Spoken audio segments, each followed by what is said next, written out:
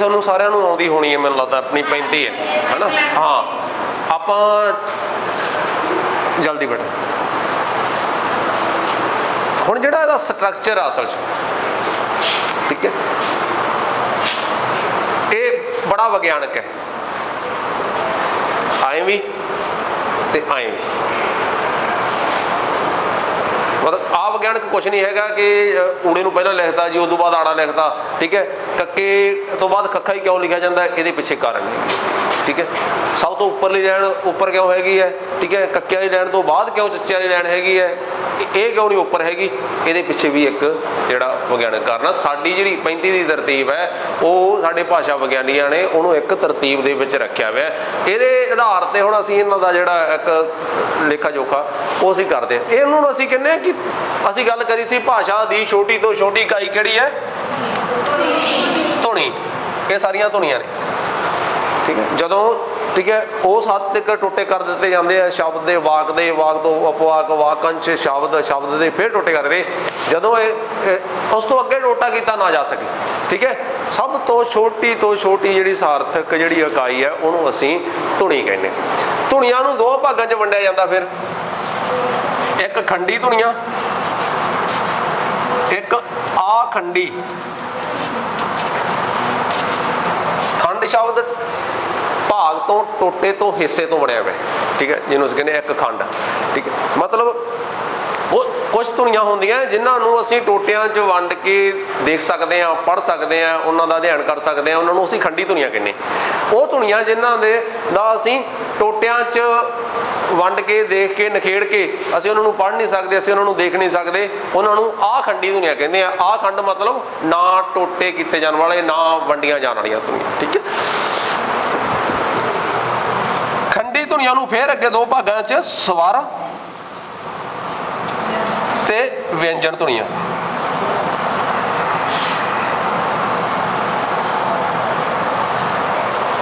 ਸਵਰ ਧੁਨੀਆਂ ਤੇ ਵਿਅੰਜਨ ਧੁਨੀਆਂ ਇਹ ਕੀ ਹੈ ਅਸਲ 'ਚ? ਜਦੋਂ ਅਸੀਂ ਬੋਲਦੇ ਹਾਂ, ਮਤਲਬ ਸਾਡੇ ਜਿਹੜੇ ਫੇਫੜੇ ਹੈ, ਫੇਫੜਿਆਂ ਦੇ ਪੱਖੇ ਹਵਾ ਕ੍ਰੀਏਟ ਕਰਦੇ, ਉਹ ਹਵਾ ਸਾਹ ਨਾਲੀ ਰਾਹੀਂ, ਠੀਕ ਹੈ, ਉੱਪਰ ਆਉਂਦੀ ਹੈ। ਤਾਂ ਸਾਡੇ ਕੰਠ ਤੋਂ ਲੈ ਕੇ ਬੁੱਲ੍ਹਾਂ ਤੱਕ ਇਹਨੂੰ ਅਸੀਂ ਮੂੰਹ ਪੋਲ ਕਹਿੰਦੇ ਹਾਂ। ਭਾਸ਼ਾ ਵਿਗਿਆਨ ਦੀ ਭਾਸ਼ਾ 'ਚ ਮੂੰਹ ਪੋਲ ਦੇ ਵਿੱਚ ਉਸ ਹਵਾ ਨਾਲ ਹਰਕਤ ਹੁੰਦੀ ਹੈ। ਕਿਤੇ ਕੰਠ ਤੇ ਹੋ ਰਹੀ ਹੈ, ਕਿਤੇ ਤਾਲੂਏ ਤੇ ਹੋ ਰਹੀ ਹੈ, ਕਿਤੇ ਜੀਭ ਤੇ ਹੋ ਰਹੀ ਹੈ, ਕਿਤੇ ਦੰਦਾਂ ਨਾਲ ਹੋ ਰਹੀ ਹੈ। ਉਸ ਹਵਾ ਨਾਲ ਹਰਕਤ ਹੋ ਕੇ ਫਿਰ ਅਸੀਂ ਜਿਹੜੀਆਂ ਧੁਨੀਆਂ ਉਹ ਅਸੀਂ ਬੋਲ ਸਕਦੇ ਹਾਂ। ਫਿਰ ਜਿਹੜਾ ਸਾਰਾ ਜਿਹੜਾ ਸਿਸਟਮ ਕੀ ਹੈ ਉਹ ਇਹ ਹੈਗਾ, ਫੇਫੜਿਆਂ ਦੇ ਪੱਖੇ, ਫਿਰ ਜਿਹੜੀ ਸਾਹ ਨਾਲੀ ਕਹਿੰਦੇ ਆ ਉਹਨੂੰ, ਠੀਕ ਹੈ। ਤਾਂ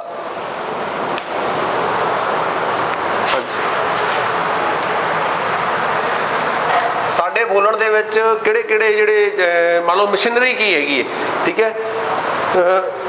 ਫੇਫੜੇ, ਸਾਹ ਨਾਲੀ,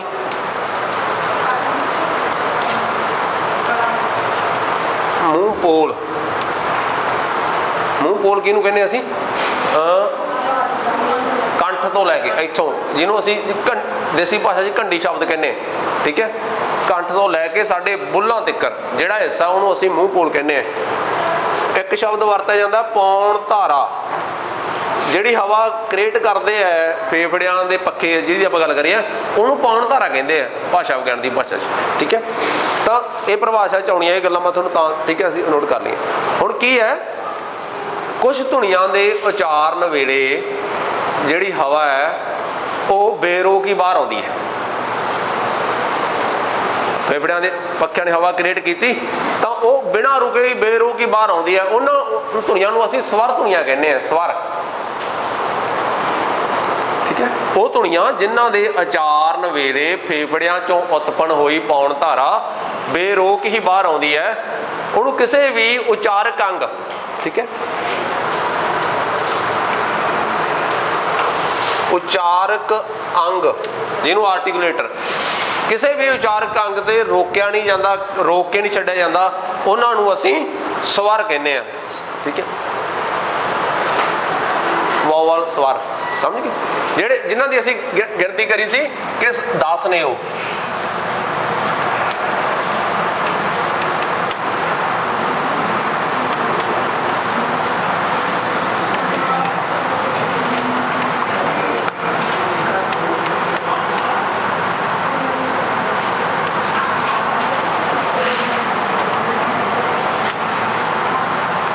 देखो हो गए 10।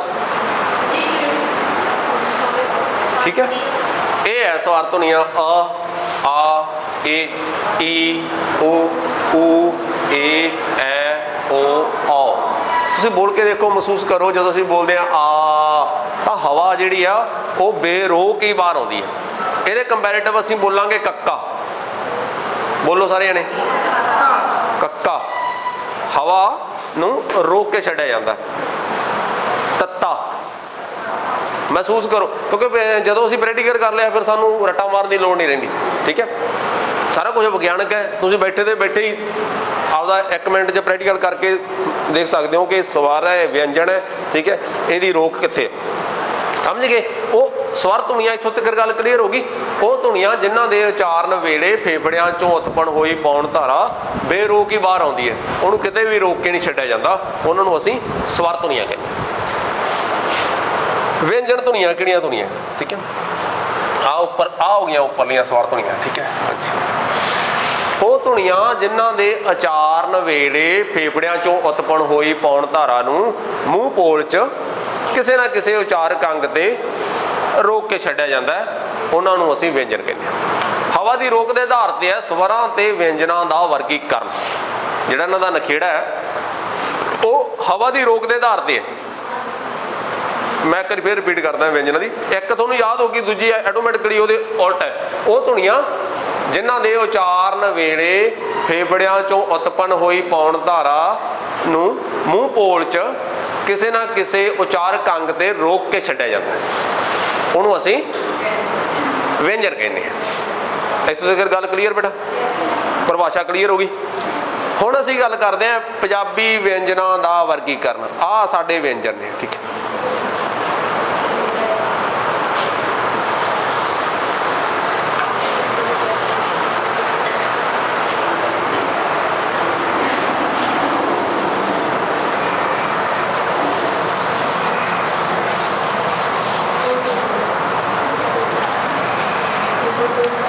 ਹੁਣ ਇਹਨਾਂ ਦੇ ਵਿੱਚੋਂ ਵਿਅੰਜਨ ਕਿਹੜੇ ਨਹੀਂ ਹੈਗੇ?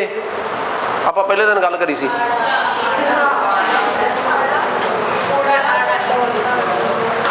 ਇਹ ਸਵਾਰ ਵਾਹਕ ਹੈ। ਠੀਕ ਹੈ, ਜਿਨ੍ਹਾਂ ਨਾਲ ਲਗਾ ਮਾਤਰਾ ਲੱਗ ਕੇ ਅੱਗੇ 10 ਸਵਾਰ ਬਣਦੇ, ਇਹ ਸਵਾਰ ਵਾਹਕ ਸੀ ਨਾ ਤਿੰਨੇ। ਆਹ ਸਾਡੇ ਜਿਹੜੇ ਹੈਗੇ ਆ ਵਿਅੰਜਨ ਧੁਨੀਆਂ ਨੇ। ਠੀਕ ਹੈ,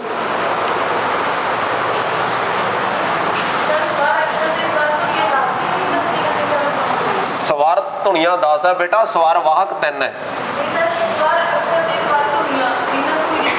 नहीं राजे, नहीं नहीं हाँ हाँ, मतलब अखर नूं ही धुनी कहने असीं। ठीक है, सवार अखर होवे, सवार धुनियां होण, पर ਉਹਦੇ ਚ बैठो शाबाश, थोड़ा जिहा फर्क की है। एक शब्द है सवार वाहक ते एक है सवार धुनियां। ठीक है, जां जिवें तुसीं अखर आख्या इहनूं। ठीक है, वैसे लिखिया नहीं हुंदा अखर, पर जे किते ना किते तुहानूं किते आ जे ते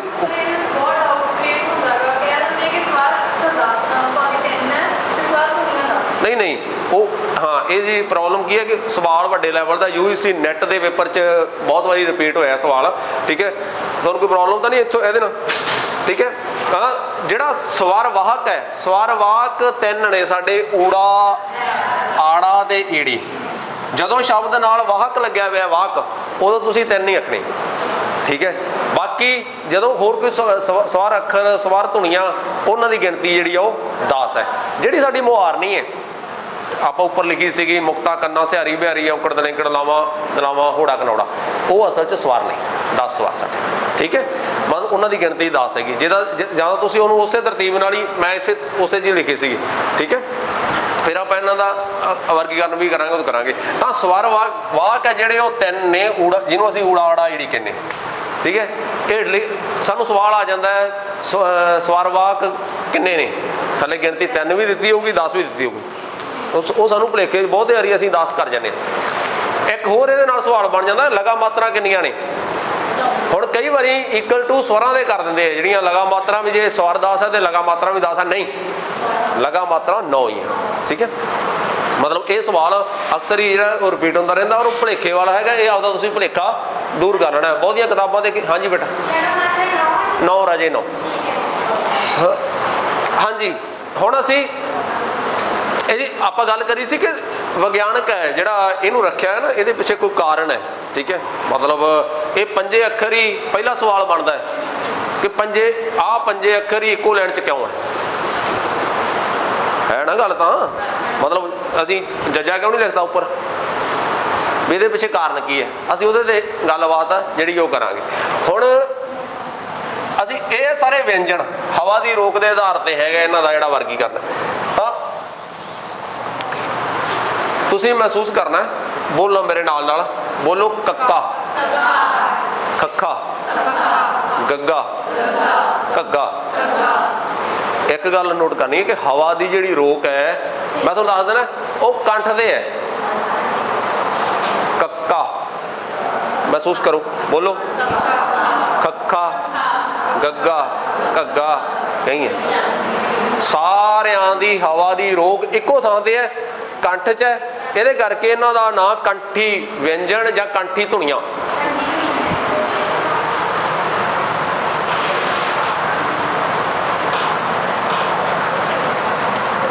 ਕੰਠੀ ਵਿਅੰਜਨ ਠੀਕ ਹੈ, ਵਿਅੰਜਨ ਤੇ ਧੁਨੀ ਅੱਖਰ ਉਹ ਸੇਮ ਹੀ ਹੈ। ਠੀਕ ਹੈ, ਹੋਰ 35 ਦੇ ਵਿੱਚੋਂ ਕੋਈ ਵੀ ਇਹੋ ਜਿਹਾ ਅੱਖਰ ਨਹੀਂ ਹੈਗਾ ਜਿਹੜਾ ਕੰਠ ਤੋਂ ਉਚਾਰਿਆ ਜਾਂਦਾ ਹੋਵੇ।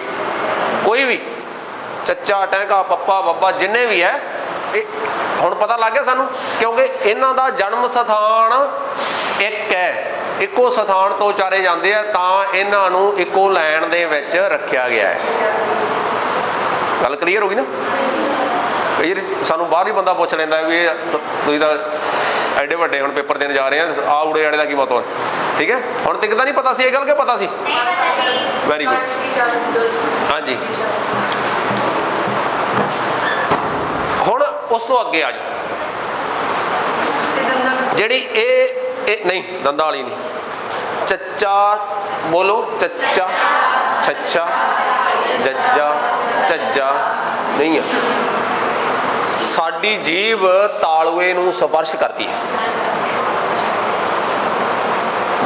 ਹੁਣ ਬੋਲ ਕੇ ਦੇਖੋ, ਕੋਈ ਜਣਾ ਬਿਨਾਂ ਜੀਭ ਨੂੰ ਸਪਰਸ਼ ਕਰੇ ਬੋਲ ਕੇ ਵੇਖੋ ਜੇ ਕੋਈ ਹੈਗਾ ਤਾਂ। ਵੀ ਨਹੀਂ ਜੀ, ਮਤਲਬ ਫਿਰ ਸਾਡੀ ਨਵੀਂ ਖੋਜ ਹੋਊਗੀ। ਹੁਣ ਤਿੱਕਰ ਤਾਂ ਹੈਗੀ ਇਹੀ ਹੈ ਵੀ ਹਾਂ ਕਿ ਇਹ ਉਹ ਧੁਨੀਆਂ ਨੇ ਜਿਨ੍ਹਾਂ ਨੂੰ ਤਾਲਵੀ, ਤਾਲੂਆ ਹੁੰਦਾ ਨਾ ਸਾਡਾ, ਤੇ ਉਹਦੇ ਕਰਕੇ ਤਾਲਵੀ ਵਿਅੰਜਨ। ਠੀਕ ਹੈ,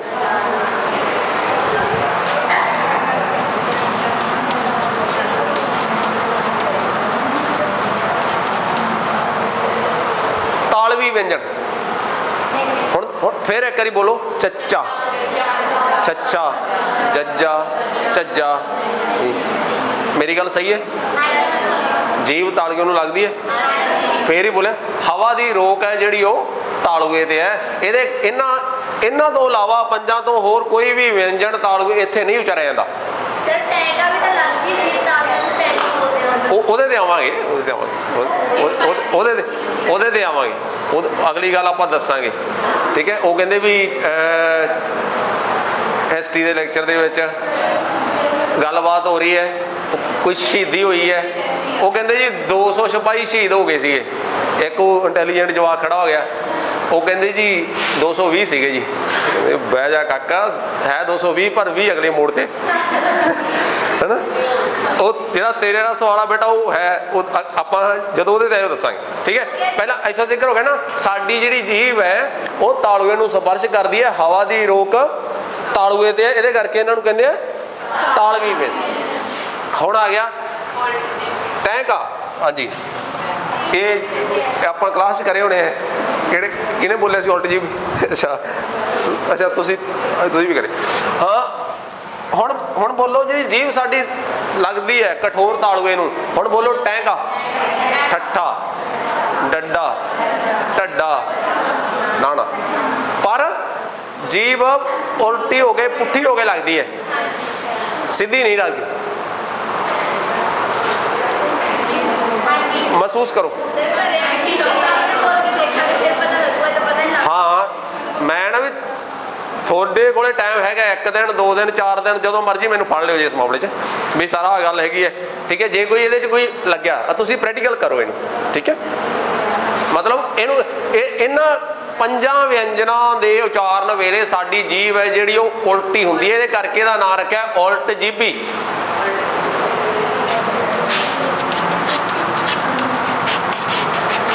ਉਲਟ ਜੀਭੀ ਵਿਅੰਜਨ।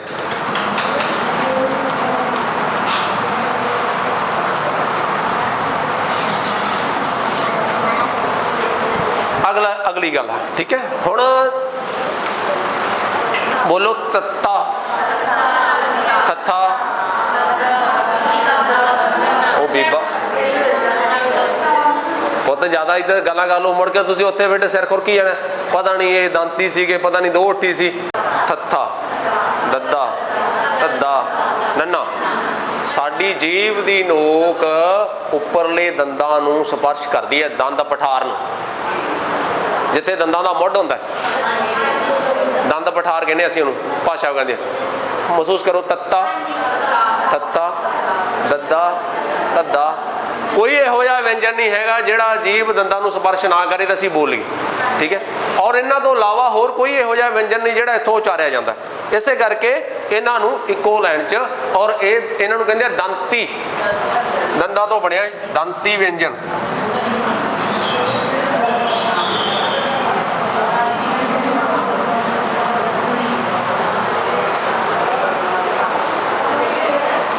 ਤੁਸੀਂ ਐਮਏ 'ਚ ਕਰੇ, ਐਮਏ ਪੰਜਾਬੀ ਕਰੀ? ਤੁਹਾਡੀ ਐਮਏ ਪੰਜਾਬੀ ਹੈ? ਅੱਛਾ, ਇਹ ਕਿੱਥੇ ਕਰੇ ਸੀ? ਬੀਏ 'ਚ? ਅੱਛਾ, ਤਿਆਰੀ ਵੇਲੇ। ਅੱਛਾ, ਗੁੱਡ। ਸਮਝ ਆ ਗਈ ਬੇਟਾ ਇੱਥੋਂ ਦੇਖ। ਹੁਣ ਆਹ ਵਾਲੀ ਧੁਨੀ, ਹੁਣ ਬੋਲੋ ਪੱਪਾ, ਪੱਪਾ, ਬੱਬਾ, ਪੱਬਾ, ਮੰਮਾ। ਹਾਂ, ਹੁਣ ਆ ਗਈ ਨਾ ਗੱਲ, ਸਮਝ ਆ ਗਈ। ਹੋਠੀ ਵਿਅੰਜਨ ਇਹ ਉਹ ਵਿਅੰਜਨ ਨੇ ਜਿਨ੍ਹਾਂ ਦੇ ਉਚਾਰਨ ਵੇਲੇ ਦੋਵੇਂ ਹੋਠ ਸੰਪਰਕ 'ਚ ਆਉਂਦੇ ਹੈ, ਠੀਕ ਹੈ। ਕੋਈ ਵੀ ਜੇ ਅਸੀਂ ਹੋਠਾਂ ਨੂੰ ਬਿਨਾਂ ਮਿਲਾਏ ਬੋਲ ਨਹੀਂ ਸਕਦੇ, ਖੁੱਲੇ ਮੂੰਹ ਨਾਲ ਨਹੀਂ ਬੋਲ ਸਕਦੇ ਅਸੀਂ। ਜੇ ਕੋਈ ਕਲਾਕਾਰੀ ਹੈਗੀ ਕਿਸੇ ਜਿਹਦਾ ਦਿਖਾਇਓ। ਹੁਣ ਹੋਠ ਜਿਹੜੇ, ਇੱਕ ਹੋਰ ਗੱਲ, ਕਈਆਂ ਦੇ ਜਵਾਕ ਛੋਟਾ ਹੁੰਦਾ, ਕਿਸੇ ਕੋਈ, ਠੀਕ ਹੈ, ਦਾਤੀ ਦੇ ਕਦੇ ਕੋਈ ਤਿੱਖੀ ਚੀਜ਼ ਨਾਲ ਵੱਜ ਗਿਆ ਤੇ ਉਹਦਾ ਜਿਹੜਾ ਬੁੱਲ, ਜਿਹਨੂੰ ਅਸੀਂ ਖੰਡਾ ਕਹਿੰਦੇ, ਖੰਡਾ, ਉਹ ਆਹ ਧੁਨੀਆਂ ਨਹੀਂ ਬੋਲ ਸਕਦੇ। ਉਹਨਾਂ ਨੂੰ ਆਹ ਪ੍ਰੋਬਲਮ ਹੁੰਦੀ ਹੈ, ਨਾ ਪਾਪਾ ਕਿਹਾ ਜਾਂਦਾ ਉਹਨਾਂ ਤੋਂ ਚੱਜ ਨਾਲ, ਨਾ ਮੰਮੀ ਕਿਹਾ ਜਾਂਦਾ, ਮਾਮਾ ਤਾਂ ਫਿਰ ਕੀ ਕਿਹਾ ਜਾਣਾ, ਠੀਕ ਹੈ। ਮਤਲਬ ਉਹ ਠੰਡੇ, ਕਿਉਂਕਿ ਹਵਾ ਦੀ ਰੋਕ ਨਹੀਂ ਹੈਗੀ, ਤਾਂ ਜਿਹੜਾ ਹਵਾ ਉਹ ਨਿਕਲ ਜਾਂਦੀ ਹੈਗੀ ਹੈ। ਤਾਂ ਜਿਹੜੀ ਇਹ ਵਿਅੰਜਨ ਨੇ ਪੰਜੇ, ਇਹਨਾਂ ਦੀ ਹਵਾ ਦੀ ਰੋਕ ਹੋਠਾਂ ਤੇ ਹੈ, ਬੁੱਲਾਂ ਤੇ ਹੈ। ਇਹਨੂੰ ਕਹਿੰਦੇ ਦੋ ਹੋਠੀ।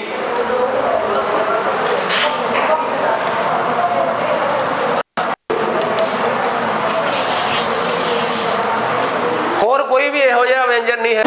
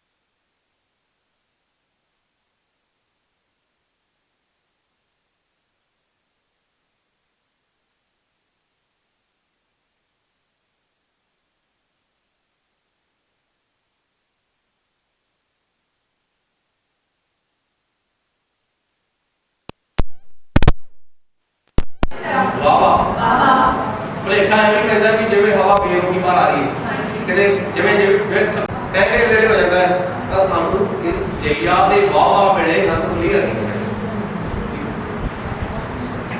ਤਾਂ ਸਮਝ ਗਏ। ਇਸੇ ਕਰਕੇ ਇਹਨੂੰ ਕਹਿੰਦੇ ਅਰਧ ਸਵਾਦ ਤੇ ਅਰਧ ਵਿਅੰਜਨ।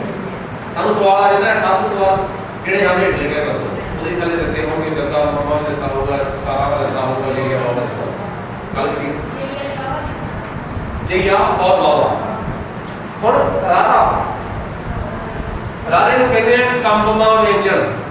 ਰਾਰਾ ਇਹਦੇ ਬੋਲਣ ਦੇ ਸਟਾਈਲ ਤੋਂ ਹਾਲ ਤੋਂ ਆ ਜਾਂਦਾ ਜਿਵੇਂ ਸਾਡੇ ਤੋਂ ਜਾਂਦਾ ਕੋਈ ਕੰਮ ਆਇਆ ਪੈਦਾ ਹੋਇਆ ਕੰਬਮਾ ਕਾਂਗੇ ਨੂੰ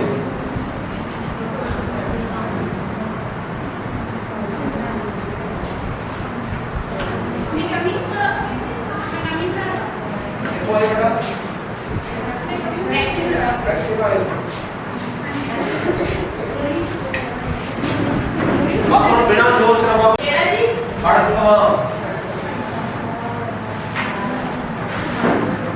जो राड़े में बोल रहे खड़का लड़का फड़का या ਇਹਦੀ ਜਿਹੜੀ ਧੁਨੀ ਚਾਲਣਾ ਬੜੀ ਡੀਪ ਹੈ ਸਾਰਾ ਨਾਮ ਹਟ ਕੇ ਇਹਦੇ ਕਰਕੇ ਇਹਦਾ ਨਾਮ ਰੱਖਿਆ ਫੜਕਵਾ ਆ ਵੀ ਹੋ ਗਿਆ ਲੱਲਾ ਹੁਣ ਲੱਲੇ ਦੇ ਉਚਾਰਨ ਵਿੱਚ ਵੇਖੋ ਤੁਸੀਂ ਬੋਲ ਕੇ ਵੇਖੋ ਲੱਲਾ ਸਾਡੀ ਜਿਹੜੀ ਜੀਭ ਹੈ ਉਹ ਫਰੰਟ ਵਾਲਾ ਐਸਾ ਬਿਲਕੁਲ ਰੋਕ ਲੈਂਦੀ ਹੈ ਹਵਾ ਦੋਵਾਂ ਪਾਸਿਆਂ ਤੋਂ ਮਿਲਦੀ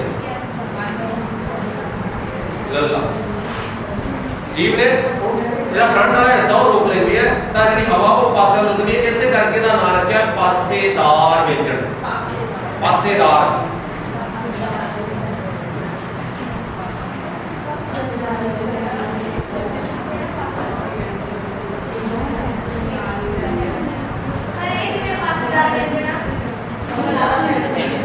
ਹਾਂਜੀ ਕਿਹਦਾ ਸਵਾਲ ਸੀ ਜਦੋਂ ਆਪਾਂ ਤੁਸੀਂ ਬੋਲ ਕੇ ਵੇਖ ਲੱਲਾ ਸਾਡੀ ਜਿਹੜੀ ਜੀਭ ਹੈ ਉਹ ਬਿਲਕੁਲ ਖੜੀ ਹੋ ਜਾਂਦੀ ਹੈ ਉੱਪਰ ਫਰੰਟ ਵਾਲਾ ਹਿੱਸਾ ਰੋਕ ਲੈਂਦੀ ਹੈ ਕਿ ਹਵਾ ਜੀਭ ਦੇ ਦੋਵਾਂ ਪਾਸਿਆਂ ਤੋਂ ਗੁਜ਼ਰਦੀ ਹੈ ਲੱਲਾ ਜਦੋਂ ਠੀਕ ਹੈ ਅੱਧੀ ਹਵਾ ਇੱਧਰ ਦੀ ਅੱਧੀ ਇੱਧਰ ਦੀ ਇਹ ਪਾਸਿਆਂ ਤੋਂ ਗੁਜ਼ਰ ਕਰਕੇ ਦਾ ਨਾਮ ਰੱਖਿਆ ਪਾਸੇਦਾਰ ਇਧਰ ਕਲੀਅਰ ਸੱਸਾ ਇਹਦਾ ਨਾਮ ਹੈ ਸੰਘਰਸ਼ੀ ਸੰਘਰਸ਼ੀ ਤਾਂ ਸਾਸਾ ਜੀ ਦੋ ਦੇ ਰਹੇ ਸੰਘਰਸ਼ੀ ਸੰਘਰਸ਼ੀ ਵਿਅੰਜਨ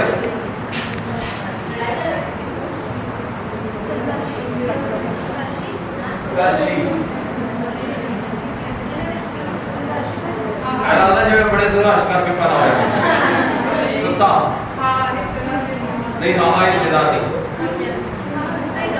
ਹਾਂ ਹੁਣ ਇੱਕ ਗੱਲ ਹੋ ਗਿਆ ਹਾਹੇ ਨੂੰ ਲੈ ਕੇ ਇੱਕੋ ਇੱਕ ਧੁਨੀ ਹੈ ਸਾਡੀ ਸਪੈਸ਼ਲ ਧੁਨੀ ਜਿਹੜੀ ਹਾਹਾ ਹੈਗੀ ਹੈ ਇਹ ਵੀ ਇੱਕ ਜੀਏ ਦੇ ਵਾਵੇ ਨੂੰ ਸਪੈਸ਼ਲ ਠੀਕ ਹੈ ਖਾਸੀਅਤ ਹੈ ਕੀ ਹੈ ਅਸੀਂ ਗੱਲ ਕਰੀ ਹੈ ਕਿ ਜਦੋਂ ਅਸੀਂ ਧੁਨੀਆਂ ਨੂੰ ਬੋਲਦੇ ਆ ਉਚਾਰਦੇ ਆ ਤਾਂ ਫੇਫੜਿਆਂ ਦੇ ਪੱਖੇ ਹਵਾ ਕ੍ਰੀਏਟ ਕਰਦੇ ਆ ਬਾਹਰ ਭੇਜਦੇ ਆ ਸਾਹ ਨਾਲੀ ਰਹੀ ਤੇ ਫਿਰ ਅਸੀਂ ਉਹਨਾਂ ਨੂੰ ਬੋਲਦੇ ਆ ਪਰ ਹਾਹੇ ਨੂੰ ਬੋਲੋ ਹਾਹਾ ਹਾਹਾ ਹਾਹੇ ਵੇਲੇ ਮਹਿਸੂਸ ਕਰੋ ਕਿ ਜਿਹੜੀ ਹਵਾ ਉਹ ਥੱਲਿਓ ਸਾਹ ਨਾਲੀ ਨਾਲ ਨਹੀਂ ਆ ਰਹੀ ਆਹਾ ਥੋੜੀ ਵਾਲੀ ਗੱਲਾਂ ਹਾਹੇ ਵਾਲਾ ਹਾਂ ਹੁਣ ਦੇਖੋ ਇੱਕ ਮਿੰਟ ਮੈਂ ਬਾਤ ਕਰ ਦਿੰਦਾ ਬਾਅਦ ਚ ਹਾਹੇ ਦਾ ਮਤਲਬ ਕੀ ਹੈ ਮਤਲਬ ਇੱਕੋ ਇੱਕ ਧੁਨੀ ਹੈ ਜਿਹੜੀ ਸੁਰ ਜੰਤਰ ਸੁਰ ਜੰਤਰ ਚੋਂ ਉਪਜਦੀ ਹੈ ਗਲੋਟਲੀ ਕਹਿੰਦੇ ਆ ਇੰਗਲਿਸ਼ ਜਿਹਨੂੰ ਅਸੀਂ ਸੁਰ ਜੰਤਰੀ ਇਹਦਾ ਨਾਮ ਸੁਰ ਜੰਤਰੀ ਸੁਰ ਜੰਤਰੀ ਵਿਅੰਜਨ ਸੁਰ ਜੰਤਰੀ ਵਿਅੰਜਨ ਜਾਂ ਸੁਰ ਜੰਤਰੀ ਧੁਨੀ ਆਹਾ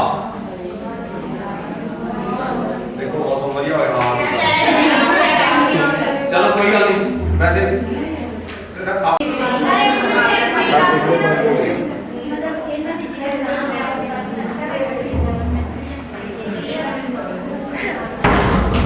ਕੋਈ ਨਹੀਂ ਬੇਟਾ ਜਿਹੜੇ ਕਲਾਸ ਜਦੋਂ ਬੰਦਾ ਕੱਚ 'ਚ ਬੈਠਾ ਹੋਵੇ ਉਹ ਪੋਜੀਸ਼ਨ ਹੋਰ ਹੁੰਦੀ ਹੈ। ਠੀਕ ਹੈ, ਕੋਈ ਗੱਲ ਨਹੀਂ, ਕੰਟੀਨਿਊ। ਪਾਰਸ਼ਵਿਕ ਪਾਸੇਦਾਰ ਦਾ ਦੂਜਾ ਨਾਮ ਹੈ ਪਾਰਸ਼ਵਿਕ ਵਿਅੰਜਨ। ਪਾਰਸ਼ਵਿਕ, ਠੀਕ ਹੈ, ਜਾਣੇ ਠੀਕ ਹੈ, ਦਿਖਦਾ ਹੀ ਨਹੀਂ ਸਰ। ਕਈ ਪਾਰਸ਼ ਪੱਪੇ ਕਰਨਾ ਰਾਰਾ ਸੱਸੇ ਪੈਰ ਦਿੰਦੇ ਪਾਰਸ਼ਵਿਕ।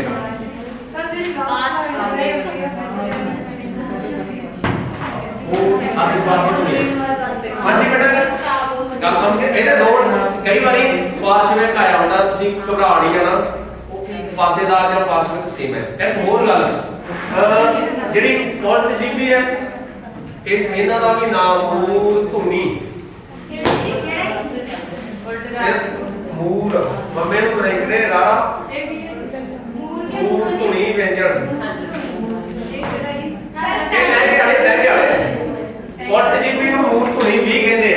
ਉਹ ਉਲਟ ਜੀਭੀ ਵਾਲੇ ਲੈਣ ਦੇ ਨਾਲ ਪਾਓ ਤੇ ਜਗ੍ਹਾ ਨਹੀਂ ਮੇਰੇ ਕੋਲ, ਜਿੱਥੇ ਲਹਿਰੇ ਵਾਲੇ ਲੈਣਾ ਮੂਲ ਧੁਨੀ। ਉਲਟ ਜੀਭੀ ਜਾਂ ਮੂਲ ਧੁਨੀ, ਮੂਲ ਰਾਜੇ ਰਾਰੇ ਨਾਲ ਬੇਟਾ ਗੱਲਾਂ ਨਾ ਕਰੋ। ਮੰਮੀ ਨੂੰ ਬਰੇਕੜੇ ਰਾਰਾ ਆ ਦੇ ਮੂਲ ਧੁਨੀ, ਇਹ ਜਾਂ ਮੂਲ ਧੁਨੀ ਵਿਅੰਜਨ ਜਾਂ ਉਲਟ ਜੀਭੀ ਗੱਲ ਸੀ। ਇਹ ਤੋਂ ਦਿੱਕਤ ਕਿਸੇ ਨੂੰ ਪ੍ਰੋਬਲਮ ਨਾ ਹੋਵੇ। ਜਿਹੜੇ ਸਾਈਡ ਤੇ ਮੈਂ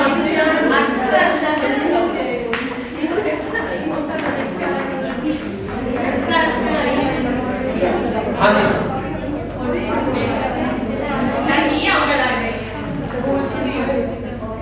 बेटा ये तो कर गलत नहीं है।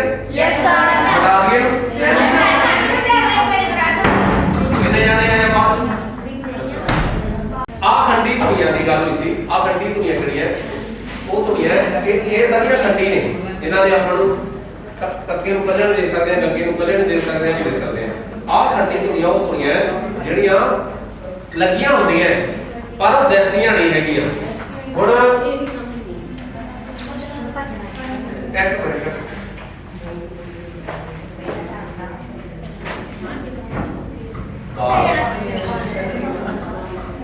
सौरभ नासिक का ठीक है ना हाँ जी नहीं सर हाँ बस मैं कर ठीक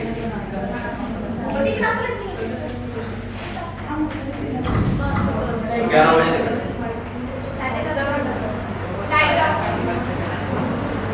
देखो बारो ये को पता हो क्या डाले में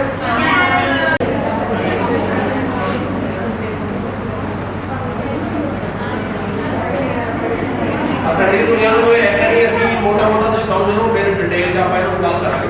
ਠੀਕ ਹੈ, ਇੱਕ ਵਿਅੰਜਨਾਂ ਦਾ ਦੂਜਾ ਪੱਖ ਰਹਿੰਦਾ ਹੈ ਜੀ। ਠੀਕ ਹੈ, ਇਹ ਸੀਗਾ ਉਚਾਰਨ ਸਥਾਨ ਦੇ ਆਧਾਰ ਤੇ, ਉਦੋਂ ਬਾਅਦ ਉਚਾਰਨ ਵਿਧੀ ਦੇ ਆਧਾਰ ਤੇ ਹੈ ਜਿਹੜੇ। ਠੀਕ ਹੈ, ਆਪ ਪ੍ਰਾਣ ਜਾਂ ਮਹਾਪ੍ਰਾਣ ਕਈਆਂ ਦੇ ਉਚਾਰਨ ਵੇਲੇ ਜਿਹੜੀ ਹਵਾ ਦੀ ਮਾਤਰਾ ਜ਼ਿਆਦਾ ਹੁੰਦੀ ਹੈ, ਕਈਆਂ ਦੇ ਵੇਲੇ ਸਮੇਂ ਦੀ ਮਾਤਰਾ ਜ਼ਿਆਦਾ ਹੁੰਦੀ ਹੈ।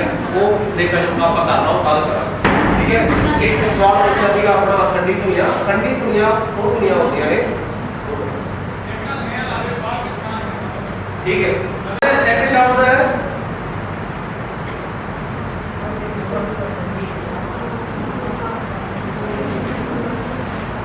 की बोलोगे तुम घोड़ा आगे है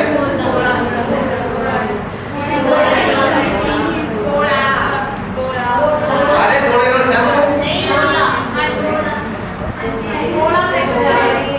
जेड़े नहीं है वो कादे जाना है। चलो एक बहुत है आगे है भोले वाले जेड़े है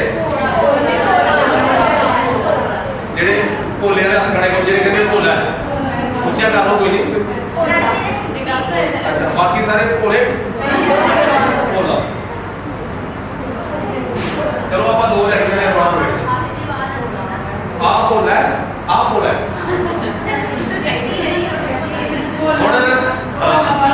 असर असर असर गल की है कि दोवें जने सही है, भोले वाले भी ते भोले वाले। कारण की है जेडे जदों असीं भोला शब्द बोलना है ਉਦੋਂ ਉਹਦੇ ਤੇ ਸਟ੍ਰੈਸ ਲੱਗੀ ਹੈ, ਬਲ ਲੱਗਿਆ ਹੈ। ਸਪੈਨਿਕ ਸੇਮ ਨਹੀਂ, ਭੋਲੇ ਦੇ ਉੱਤੇ ਬਲ। ਆਹ ਕੰਡੀ ਤੁਸੀਂ ਦੱਸਦੇ ਨਹੀਂ ਕਿ ਆਹ ਕੰਡੀ ਇਸ ਕਰਕੇ ਕਹਿੰਦੇ ਇਹਨੂੰ ਤੁਸੀਂ ਹੱਥ ਨਹੀਂ ਕਰ ਸਕਦੇ, ਤੇ ਜਦੋਂ ਅਸੀਂ ਬੋਲਦੇ ਹਾਂ ਭੋਲਾ ਉਦੋਂ ਬਲ ਰਹਿੰਦਾ ਹੈ। ਆਹ ਗੋਲਾ ਤੇ ਗੋਲਾ, ਗੋਲਾ ਵੀ ਨਹੀਂ ਲਿਖਾਂਗੇ ਨਾ ਅਸੀਂ, ਗੋਲਾ ਠੀਕ ਹੈ। ਤਾਸ਼ ਵੀ ਉਹਨੂੰ ਵੀ ਹੁੰਦਾ ਹੈ, ਕਬੂਤਰ ਵੀ ਹੁੰਦਾ ਹੈ, ਠੀਕ ਹੈ। ਉਹ ਇਹਨੂੰ ਅਸੀਂ ਗੋਲਾ ਕਹਿੰਦੇ ਹਾਂ, ਨਾਮ ਦੇ ਉਹ ਗੋਲਾ ਵੀ ਹੁੰਦਾ ਹੈ, ਠੀਕ ਹੈ। ਗੱਲ ਸਮਝ ਗਏ ਬੇਟਾ? ਇਹ ਹੈ ਆਹ ਕੰਡੀ ਬਲ ਲੱਗਿਆ ਹੋਇਆ ਇਹਦੇ ਤੇ, ਮਤਲਬ ਦੇਖਦਾ ਨਹੀਂ, ਉਹ ਨਗੇੜਿਆ ਨਹੀਂ ਜਾ ਸਕਦਾ, ਤੁਰਿਆ ਨਹੀਂ ਜਾਂਦਾ, ਇਹਦੇ ਕਰਕੇ ਅਸੀਂ ਉਹਨੂੰ ਕਹਿੰਦੇ ਆ ਆਹ ਕੰਡੀ ਹੋਈ ਆ, ਠੀਕ ਹੈ। ਇਵੇਂ ਹੈ ਸਵਰ ਲੱਗੀ ਹੁੰਦੀ ਹੈ। ਇੱਕ ਸਵਾਲ ਜਦੋਂ ਅਸੀਂ ਲਹਿਜੇ 'ਚ ਬੋਲਦੇ ਹਾਂ, ਮੈਂ ਘਰ ਜਾਵਾਂ, ਅਸੀਂ ਟੋਨ ਕਿਹੜੇ 'ਚ ਬੋਲਿਆ, ਠੀਕ ਹੈ। ਇੱਕ ਵਾਰੀ ਤਾਂ ਪਾਸਾ ਮਾਰ ਕੇ ਕਿਸੇ ਨੂੰ ਪੁੱਛਿਆ ਜਾਂਦਾ ਵੀ ਮੈਂ ਘਰ ਜਾਵਾਂ, ਉਹ ਕਹਿੰਦਾ ਵੀ ਜਾ, ਮੈਂ ਘਰ ਜਾਵਾਂ ਮਤਲਬ ਕਿਤੇ ਹੋਰ ਜਗ੍ਹਾ ਤਾਂ ਨਹੀਂ, ਮਤਲਬ ਜਦੋਂ ਹੀ ਘਰ ਦੇ ਹੋਣਾ ਨਹੀਂ, ਠੀਕ ਹੈ। ਮੈਂ ਘਰ ਜਾਵਾਂ ਮਤਲਬ ਇੱਕ ਗੱਲ ਦੇ ਤਿੰਨ ਅਰਥ ਹੋ ਗਏ, ਠੀਕ ਹੈ। ਉਹ ਕੀ ਸੁਰ ਲੱਗੀ ਹੋਈ, ਮਤਲਬ ਫੇਰ ਨਾਸਕਤਾ ਵੀ ਆਈ ਹੈ। ਜਦੋਂ ਅਸੀਂ ਬਿੰਦੀ ਟਿੱਪੀ ਨਾਸਕਤਾ ਦਾ ਜਨ ਹੈਗਾ ਅਸੀਂ ਕ੍ਰੀਏਟ ਕਰਦੇ ਹੈਗੇ ਆ। ਹੁਣ ਜਿਵੇਂ ਜਾ ਤੇ ਜਾ, ਠੀਕ ਹੈ। ਜ਼ਿਆਦਾਤਰ ਬੱਚਿਆਂ ਦੀਆਂ ਗਲਤੀਆਂ ਬਿੰਦੀਆਂ ਦੀਆਂ, ਠੀਕ ਹੈ। ਲਿਖਦੇ ਹੁੰਦੇ ਆ ਜਾਂਦਾ ਪਰ ਲਿਖਿਆ ਹੁੰਦਾ ਜ਼ਿਆਦਾ, ਉੱਤੇ ਬਿੰਦੀ ਪਾਉਂਦੇ ਨਹੀਂ। ਕੰਨੇ ਦੇ ਪਿੱਛੇ ਵੀ ਬਿੰਦੀਆਂ ਜਦੋਂ ਬਹੁਤ ਬੱਚੇ ਲਿਖਦੇ ਆ, ਠੀਕ ਹੈ। ਸਕੂਲ ਲਿਖਿਆ ਸਕੂਲਾ, ਸਕੂਲਾ ਨਹੀਂ ਸਕੂਲਾ, ਮਤਲਬ ਉੱਤੇ ਬਿੰਦੀ ਨਾਲ ਲਾਵਾਂਗੇ ਸਕੂਲਾ ਹੀ ਬਣੂਗਾ। ਸਕੂਲਾ ਫੇਰ ਬਣਦਾ ਹੈ ਬਿੰਦੀ ਦੇ ਨਾਲ। ਜ਼ਿਆਦਾਤਰ ਗਲਤੀਆਂ ਬਿੰਦੀਆਂ ਦੀਆਂ ਗਲਤੀਆਂ ਬਹੁਤ ਆ ਬੱਚਿਆਂ ਦੀ, ਠੀਕ ਹੈ। ਮਤਲਬ ਇਹ ਸੰਗਮ, ਜਦੋਂ ਅਸੀਂ ਕਿਸੇ ਚੀਜ਼ ਵਾਕ ਨੂੰ ਬੋਲਦੇ ਉਹਦੇ ਵਿੱਚ